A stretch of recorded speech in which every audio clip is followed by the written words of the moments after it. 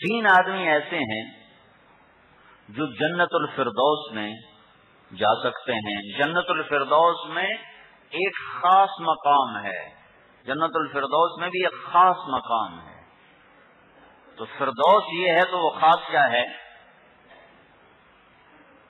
الامام العادل، عدل کرنے والا قاضی، عدل کرنے والا بادشاہ، عدل کرنے والا ڈی سی او، عدل کرنے والا ڈی پی او، عدل کرنے والا تھانے دار، عدل کرنے والا پٹواری، جس کے ہاتھ میں عدل حقوق کا قلم ہے، جس کے ہاتھ میں حقوق کا قلم ہے. صرف سول جج، سیشن جج نہیں، جس کے ہاتھ میں حقوق کا، پٹواری کے پاس بھی کتنا بڑا حقوق کے قلم ہے. اگر یہ اس قلم کی صحیح رعایت کرتا ہے تو اس سے خوشخبری ہو جنت کو اس درجے کی جو فردوس کے میں فردوس ہے، جو فردوس میں فردوس ہے. دوسرا کون ہوگا؟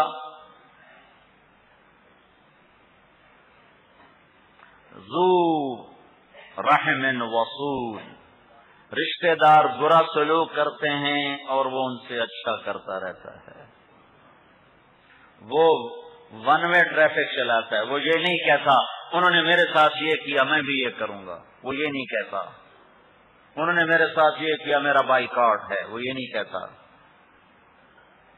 ذو رحم وصول، رشتہ دار برا سلوک کرتے ہیں اور وہ جوڑتا رہتا ہے، جوڑتا رہتا ہے، جوڑتا رہتا ہے. دھکے کھا کر بھی ان سے جوڑتا ہے، ذلت برداشت کر کے بھی ان سے جوڑتا ہے. ایک وہ اس درجے میں پہنچنے والا ہے. تیسرا کون ہے؟ ذو عیال صبور، ذو عیال صبور، جس کی اولاد زیادہ، کمائی تھوڑی، اور وہ مشقت کرتا ہے، کما کما کے بچوں کو کھلاتا ہے، اور پوری پڑتی نہیں ہے تو وہ کبھی فاقے سہتا ہے، کبھی کھا بیٹھتا ہے، کبھی فاقہ کرتا ہے، اور اسی میں پس پس کے گھٹ گھٹ کے مر جاتا ہے. وہ بھی جنت الفردوس کے اس درجے میں پہنچے گا.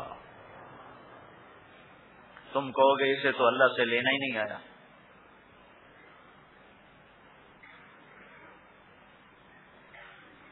تو امت سے جو یقین کا درجہ مطلوب ہے وہ اسباب کی رعایت کرنا، حلال طریقے سے، حرام سے بچنا.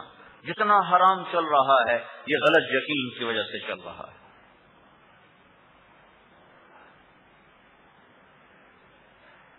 اور ایک آخری بات بتا دوں، یقین، حسن اخلاق اور اس کے ساتھ عبادت.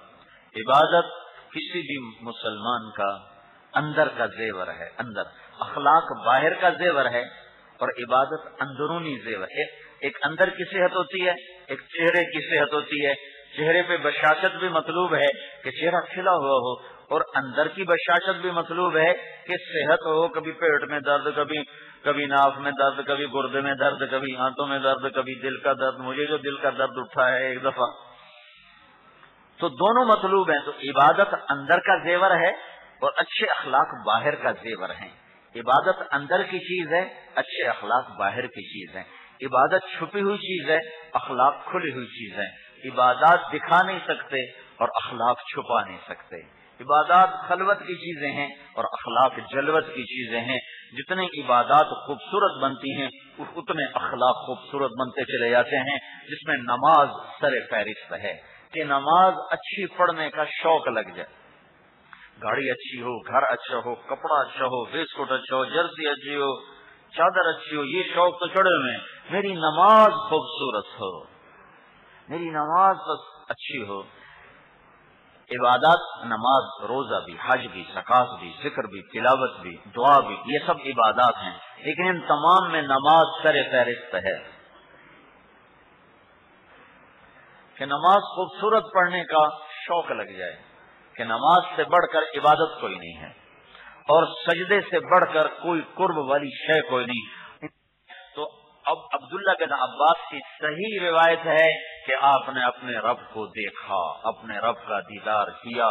حضرت عائشہ رضی اللہ تعالیٰ عنہ انکار کرتی ہیں، وہ بھی صحیح روایت ہے. ہم حضرت ابن عباس کی روایت لیتے ہیں، صحیح روایت ہے، صحیح کہ آپ نے رب کا دیدار کیا. اور یہی ہونا چاہیے. کتنی دور جو بلایا تو پردے کے پیچھے بیٹھے گا.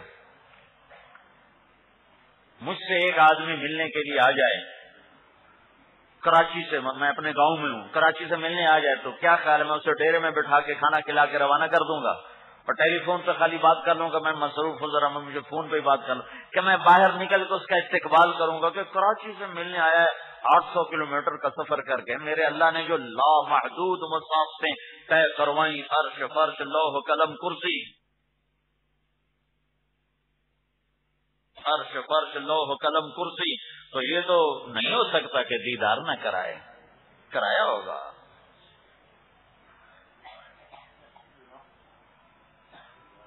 تو کتنا بڑا سینہ ہے کہ اللہ کی تجلیات کو برداشت کرنا، اللہ اکبر ہے۔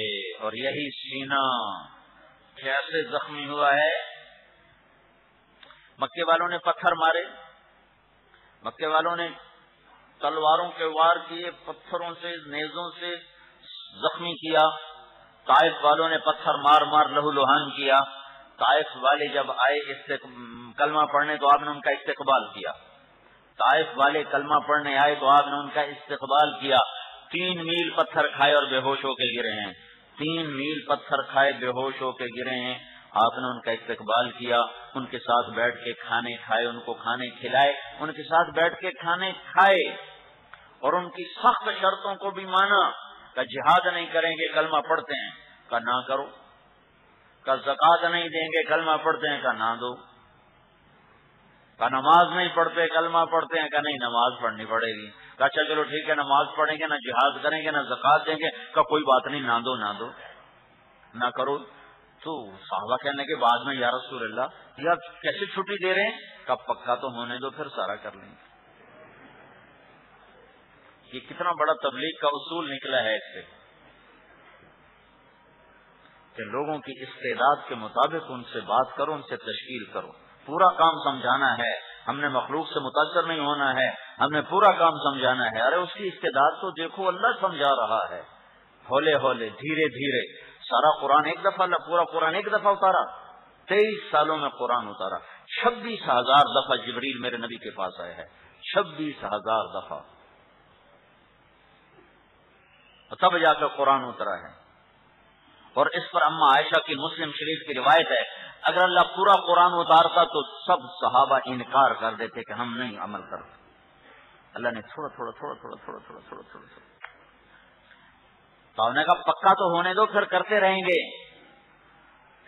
کتنی بڑی حکمت کی باتیں ہیں، اللہ اکبر۔ طائف والوں کو کھانے کھلائے، استقبال کیا، مسجد میں بٹھایا۔ آپ فتح مکہ کے لیے جا رہے ہیں، راستے میں 2 آدمیوں کی ملاقات کا پتہ چلتا ہے، اور حضرت عباس اپنے سارے خاندان کے ساتھ عثفان، مکہ سے کوئی 60-70 کلومیٹر پر ہے عثفان میں آپ پہنچتے ہیں تو آپ حضرت عباس مکہ سے مدینہ جا رہے ہیں، تو آپ نے کہا تو آخری مہاجر ہے، تیرے اوپر ہجرت ختم ہوگی۔ ان کا اسلام ان کو بیعت کیا، مسلمان کیا، ساتھ لیا۔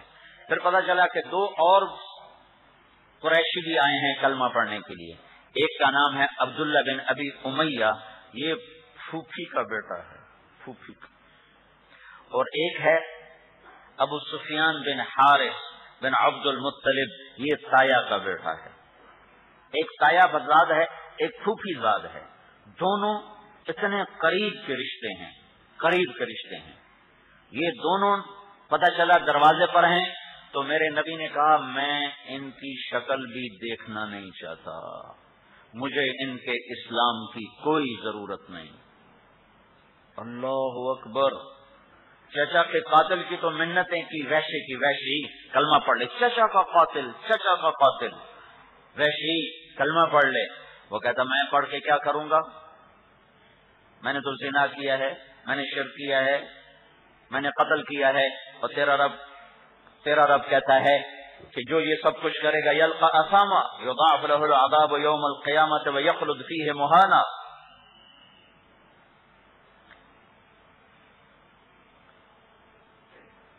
کہ جو یہ کام کرے گا، زنا کرے گا، شرک کرے گا، قتل کرے گا، وہ جہنم میں جائے گا، تو میرا کلمہ پڑھنے کا کیا فائدہ؟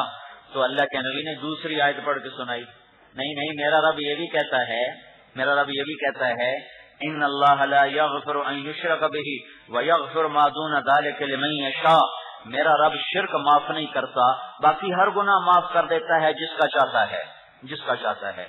تو ویشی کہنے لگا جس کو چاہے معاف کرے، اور مجھے معاف نہ کیا تو میرا کلمہ پڑھنے کا کیا فائدہ؟ یہ کس سے مکالمے ہو رہے ہیں؟ چچا کے قاتل سے۔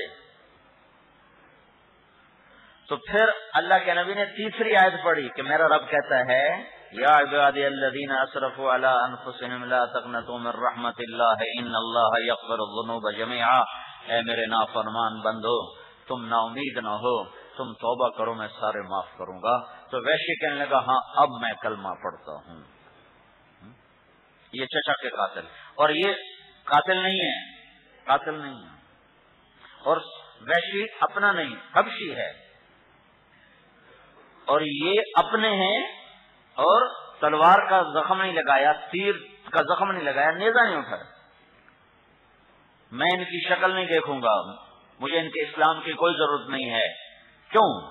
کہ یہ ابو سفیان میری برائی میں شیر کہا کرتا تھا۔ اب وجہ بتا رہے ہیں کہ ابو سفیان میری برائی میں شیر کہا کرتا تھا، اس کا زخم اب بھی دل میں ہے۔ اور عبداللہ بن ابی امیہ وہ ہے جس نے مکے میں حرم کے اندر مجھے کہا تھا تو آسمان پہ چڑھ جا اور سیڑھی لگا کے جا، اور آسمان سے اللہ کے پاس سے 4 فرشتوں کو لے کر آ اور ایک پرچہ لے کر آ جس کے اوپر لکھا ہوا ہو تو اللہ کا رسول ہے، نیچے اللہ کی مہر لگی ہوئی ہو، تو بھی میں تمہیں نبی نہیں مانوں گا۔ کہ اس نے مجھے وہ دکھ دینے والا بول بولا ہے جو آج تک اس کا زخم میرے اندر ہے، میں دونوں کا اسلام قبول نہیں کرتا۔ تو یہاں بیچارہ مولوی کلیم کیا کرے گا اور طارق جمیل کیا کرے گا؟ اگر نشتر تم سارے توپوں کے فائر کھول دو کسی کی بھی طرف، میں نے تمہیں آخری مثال دی ہے، آخری، کہ اس سے اوپر اور کوئی مثال نہیں ہے، وہ بھی زبان کے زخم سے زخمی بیٹھے ہوئے ہیں، وہ فرمانے لگے میں نہیں قبول کرتا۔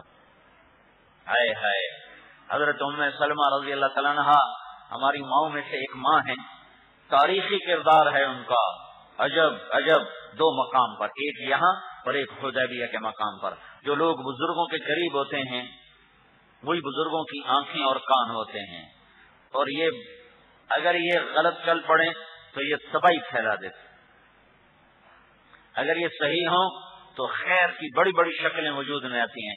یہ اگر منفی اخلاق والے ہو گئے اور منفی سوچوں والے ہو گئے تو انہوں نے بڑے بڑے نظام توڑ کے رکھ دیے۔ حضرت ام سلمہ رضی اللہ تعالیٰ عنہا نے جب دیکھا کہ دربار رسالت میں جلال ہے تو ایک رویہ یہ تھا کہ وہ کہتے ہیں یا رسول اللہ واقعی یہ ایسے ہیں، ان کے ساتھ ایسا ہی ہونا چاہیے، تو وہ ہلاک ہو گئے تھے، مارے گئے تھے۔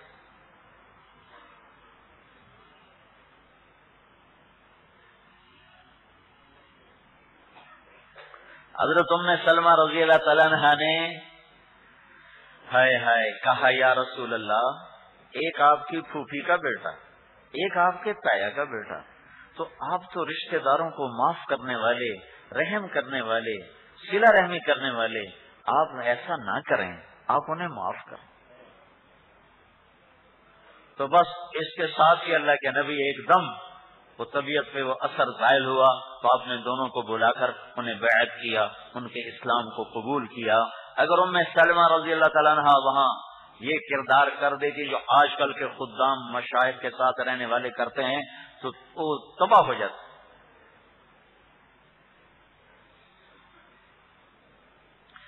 ہائے پھر یہی ابو سفیان بن حارث یہی آج مسلمان ہو رہے ہیں، اور کل حنین کی جنگ پیش آتی ہے اور پہلے ہی حلے میں حوازن کے تیر اندازوں نے جو بوچھاڑ ماری تیروں کی اور سب پیٹ پھیر کے بھاگے، 18 آدمی رہ گئے صرف اللہ کے نبی کے ساتھ، 12,000 کا لشکر بھاگ گیا اور صرف 18 آدمی ساتھ رہ گئے۔